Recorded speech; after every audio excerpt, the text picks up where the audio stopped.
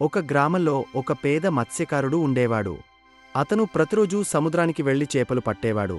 కాని చాలా కాలంగా అతనికి చేపలు పట్టడం జరగలేదు. ఒకరోజు అతను 4వసారి జాల వేశాడు. ఆ జాలల్లో ఏమొచ్చిందో తెలుసా? ఒక బంగారు రంగు సీసా బాటిల్. ఆ మత్స్యకారుడు ఆశ్చర్యపోయాడు. ఇది చాలా పాతదిలాగా ఉంది. కాని లోపల ఏముందో చూసేద్దాం. అతడు బాటిల్ మూత తీయగానే పెద్ద పొగ వెలువడి ఒక భయంకరమైన దెయ్యం, జిన్ను, బయటకు వచ్చాడు.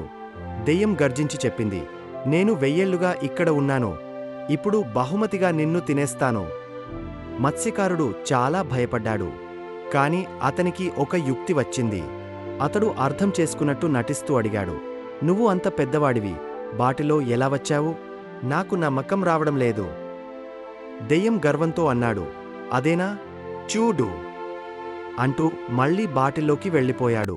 క్షణం కూడా ఆలోచించకుండా మత్స్యకారుడు బాటిల్ను వెంటనే మూసివేశాడు. ఇప్పుడు నీవే బందీ అని నవ్వాడు మత్స్యకారుడు. దెయ్యం భయపడి క్షమాపణలు అడిగింది. దయచేసి నన్ను మళ్లీ బయటకు వదలవు.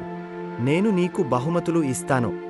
మత్స్యకారుడు స్నేహపూర్వకంగా ఆలోచించి దెయ్యాన్ని వదిలాడు. దెయ్యం నిజంగా కృతజ్ఞతతో అతనికి ఒక బంగారు చెత్త పెట్టె ఇచ్చింది.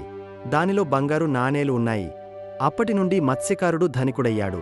కాని అతను ఎప్పటికీ తన తెలివిని మర్చిపోలేదు. నీతి: బలానికి మించినది తెలివి. ధైర్యం, ఆలోచన కలవాడే నిజమైన విజేత.